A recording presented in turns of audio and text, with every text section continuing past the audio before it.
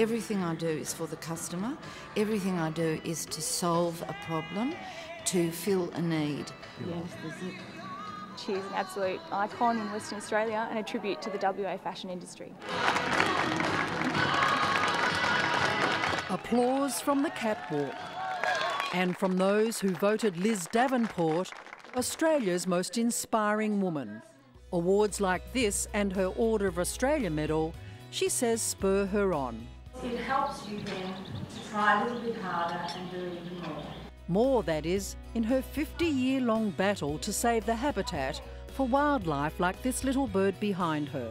I grew up right at the foot of the Stirling Ranges, and my backyard was full of fairy wrens. It's a passion that almost put her in jail. Liz Davenport went into the Gardner logging block with 4 other protesters. She emerged late this afternoon and was arrested. I've never forgotten turning on the television one night after I had been charged in the Manjimup court for preventing a lawful activity and had been arrested in the forest. And right across the lead story on the news, it said, Liz guilty. Anti-logging protesters say they need people like Liz Davenport to save our native forests. I was given a charge, but it was suspended. So I didn't get a record on my passport, which of course would have been an enormous worry to me. Today the protest continues passively, at the podium and through her designs. I specially designed a collection for International Women's Day around what I've called the Fairy Wren Project.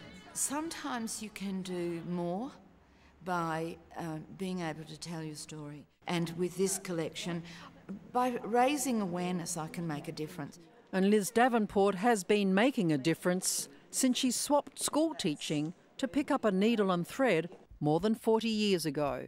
I had no formal training, none at all.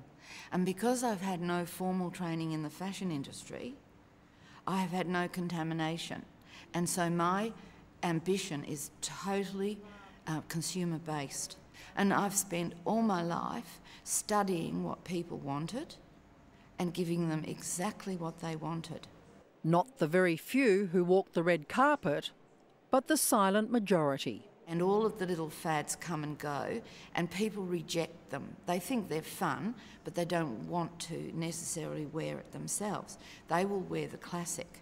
And so if you stick to the things that people really want in their lives, you can't make a mistake. We criticise people when they're badly dressed as well, you know. So let's get it right. Getting it so right, it opened doors for Liz Davenport on one of the world's most exclusive fashion streets. One of the most amazing things that we did, which no other designer, possibly no other designer can ever do. I ran a beautiful store on Bond Street in London for 7 years, and it worked exceptionally well. Even convincing her London customers to try her trademark, those bright colours. We would set the shop up with the classics at the front and the brights around the corner, and gradually we trained them to love colour.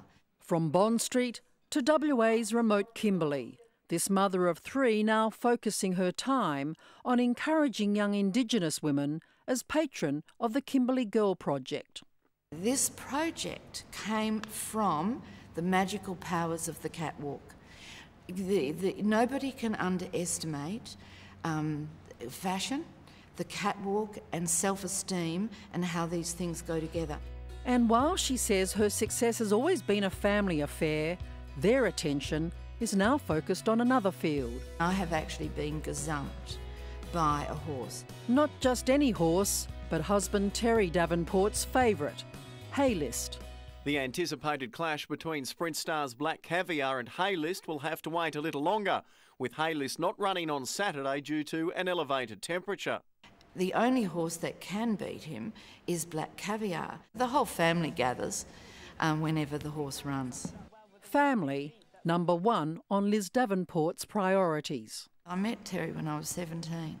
So it's been a wonderful marriage, and if I was going to give advice to people, I would say, look, find the right person and nurture your marriage, because that is the most secure support that you can have. We also have had the philosophy a business should have a purpose beyond profit, and I've really walked that line.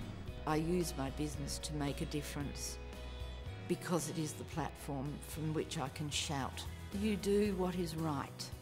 You have a conscience that tells you what is right and what is wrong, and if somebody asked what is your name, I could say it's Elizabeth Integrity Honesty Davenport.